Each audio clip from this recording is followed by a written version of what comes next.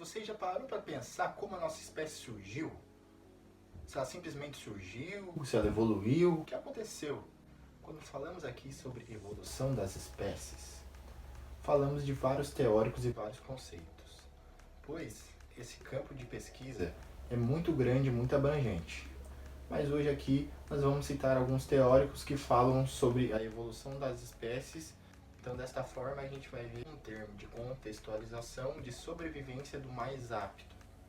O primeiro teórico aqui que a gente vai ver, ele vai ser um cara que vai dar base para Darwin. O nome dele é Lamarck.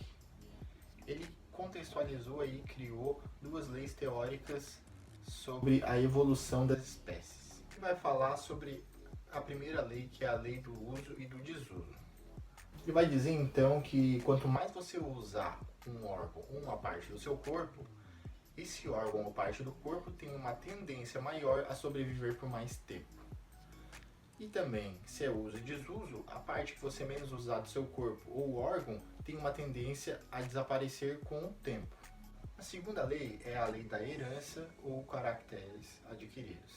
Essa lei vai falar que qualquer animal pode adquirir, por meio de hereditariedade, características físicas de seus herdeiros e poderia aí passar de geração a geração através do uso ou do desuso. Essas duas leis de Lamarck vão dar base para o pensamento de Darwin. Darwin tinha um pensamento muito mais descritivo das coisas, ao contrário dos outros teóricos da época, que tinham um pensamento muito mais experimentalista. Darwin transpôs aí essa noção de malthus para a natureza, do qual, por meio de luta, somente os mais aptos sobreviveriam. Nesse contexto histórico, os objetivos teóricos do programa de pesquisa de Darwin eram negar o fixismo das espécies e, em segundo lugar, negar a criação em separação da mesma.